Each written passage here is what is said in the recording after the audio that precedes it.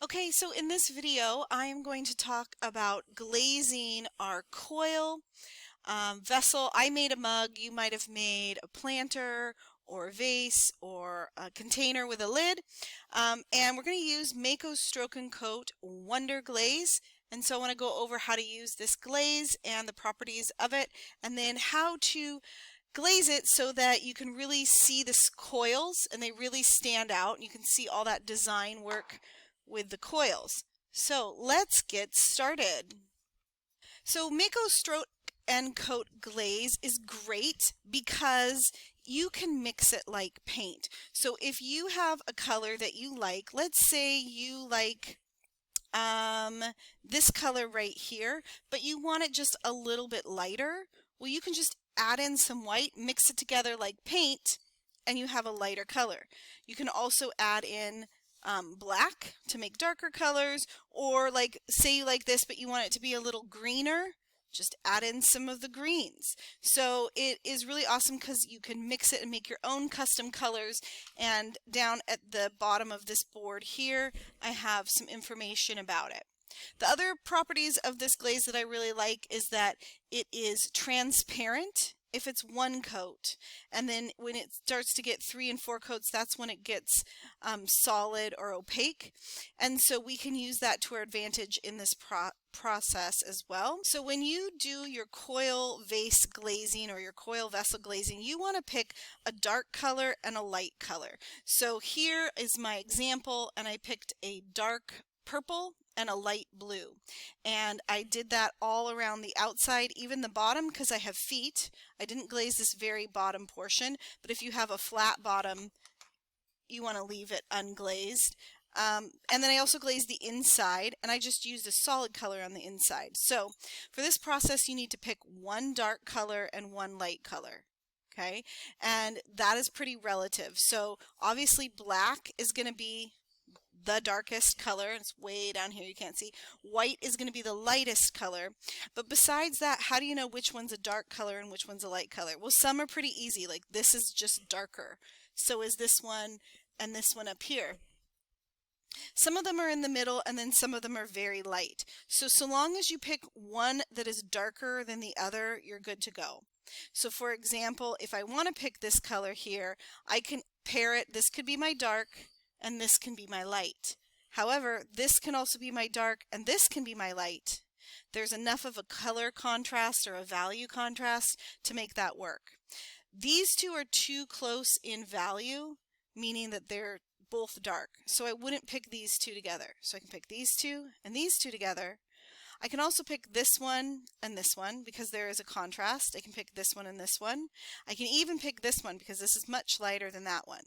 Okay, I also wouldn't want to pick a light color with a light color. So like this is very, very light, and then I have white here is very light. That color combination wouldn't work. So two darks or two lights won't work. You need a light and a dark.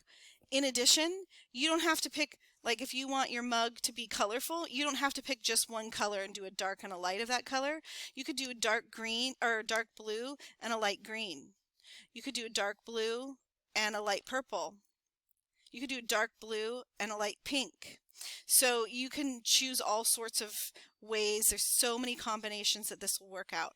Today for our my demonstration here, I have picked this purple haze as my light, and then my blue yonder is going to be my dark. So those are my colors that I have picked, and I'm going to get started. I'm going to move all this stuff and show you how to glaze. Alright, so I have my mug, and the first thing I'm going to do, or I actually have already done, is wipe it down with a wet sponge. It gets all the dust off, it gets it ready. I wiped it all the way down everywhere. Don't forget to do the inside of the handle or around, whatever. I have a palette here that's clean, and I'm going to put down my first color. Now you want to start with the darker color first. So for me, that's my blue yonder. And I'm just going to shake it up a little bit and put some in my palette here. And what I want to do is to choose a little bit broader brush, but not huge. This is kind of too big. Okay, so a little bit broader brush that has nice flexible bristles, and I'm going to take it and I'm going to put it down in the cracks. And as I do this, you can see I'm not painting it on like a painter would paint canvas. I am pushing it down in the cracks. That's really important. I think a lot of students forget this. So this would be like just painting it on, wiping it on like that. I'm not wiping. I'm going through and I'm pushing it down in the cracks because we want this color to be in the cracks. This is the color that's going to stay down in those cracks. So yeah, I can wipe off some excess off the top, but any crack that I see, I want to get this fully in there. So let me do that, the whole mug.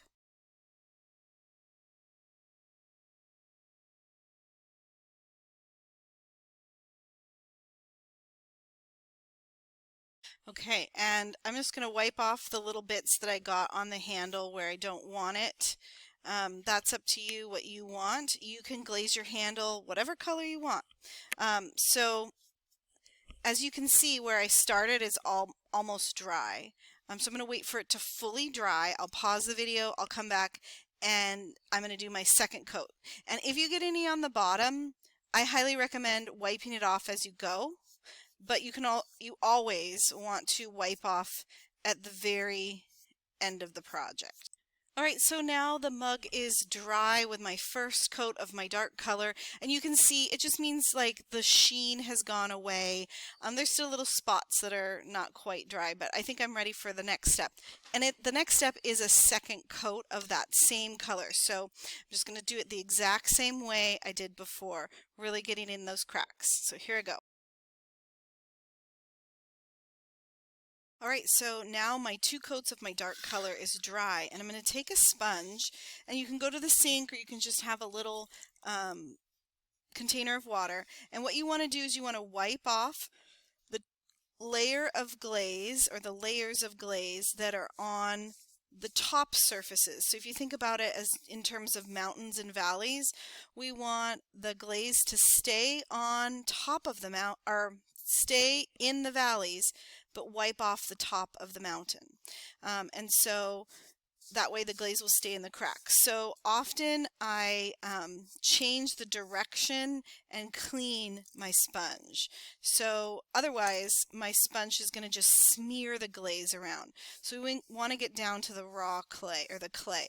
So after a while, when your sponge gets really dirty, flip it over, and then after a while clean it with water. Okay, you can go to the sink or whatever. In addition, if there's areas in your coils that the mountains are a little lower, go in there, add a little extra love. If you wipe off too much, you can always add more of this glaze on. Okay, so if you don't like the don't like the product anywhere in the process, you can stop and go back one step or two steps. So let me finish this.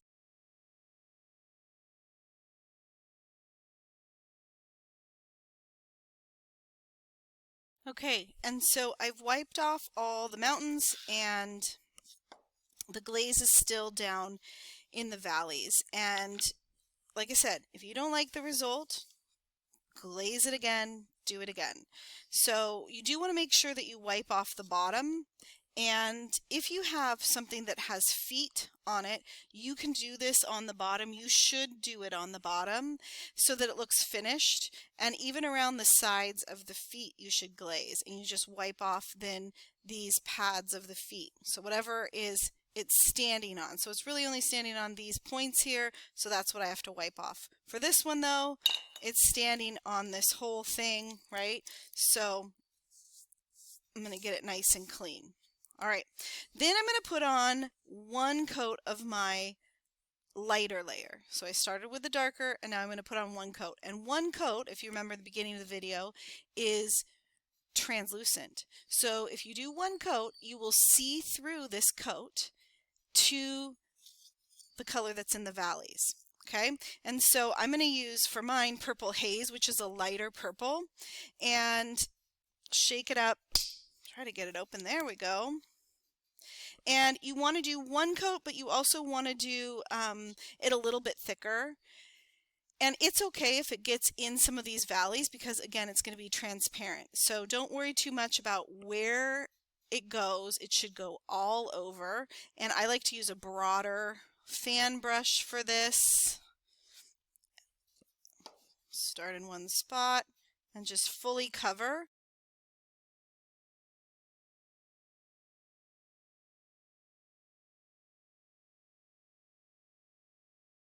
All right, so now I have my coat of my light on top, one coat, and I want to talk about the inside and if you have a handle or whatever. So the inside, you want to do 3 coats of one color. And so I could choose my first color and do 3 coats, my second color and do 3 coats, or I could choose any color and do 3 coats. So like this mug here, I had blue in the cracks and green on the outside, and so I did green on the inside as well. And so I put my light on the inside. This one, same thing. I put my light color on the inside. It's up to you. I guess I kind of like putting the light color on the inside because that's what I'm going to do with this one. So I'm going to do 3 coats of this now. So that's the difference. So here I go. Okay, so now my mug is fully coated and I'm going to put on some clear, transparent gloss glaze. And so some places just use the stroke and coat and some places add this on. I find with beginner work, this is really awesome. It gets in all the little nooks and crannies. It makes it super high gloss and it's awesome. So I'm going to talk while I do it. I'm going to shake it up and it looks green. And so why would a clear, transparent glaze be green? Well, that's because if it were clear, you wouldn't know where you put it. So they just put some dye in it, and that dye will fire off in the kiln. Okay, and you'll just have that nice glossy surface, and it does make the inside or anything a lot more watertight. And all of this stuff is food safe. But that is what the next step is. You just want one coat. It's really important that you just kind of wipe it on and then just do it once or twice with a wipe and move on to another spot. You don't want to continuously wipe over a spot. What if you do that with really any glaze, like if you just wipe, wipe, wipe, wipe, and continue to wipe, it will rehydrate the glaze layers underneath, and it will lift those layers up or remove them. So we don't want to do that, right? We want that nice bright color that we put down. We don't want to remove it. So I'm just patching up some areas, but I'm going to go all around the outside.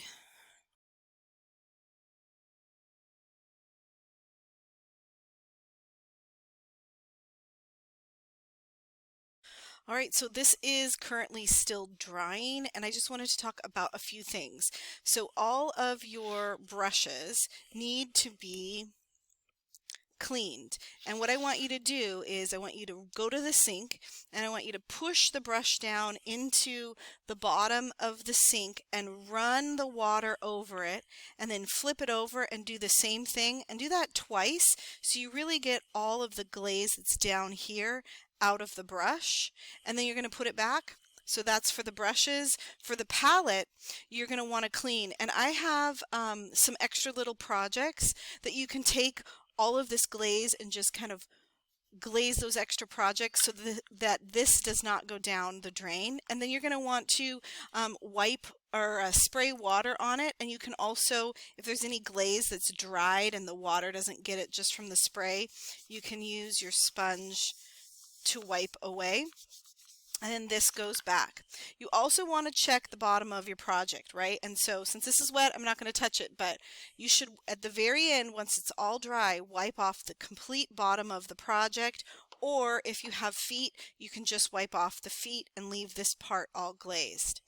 Lastly, for this type of glaze bottle, what you want to do is get your sponge and clean all around these threads here so that the extra glaze is out of there. And this bottle has not been done in a while, so it is very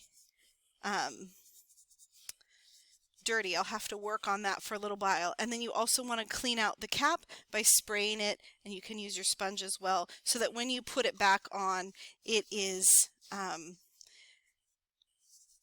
easy to screw on and screws on tightly.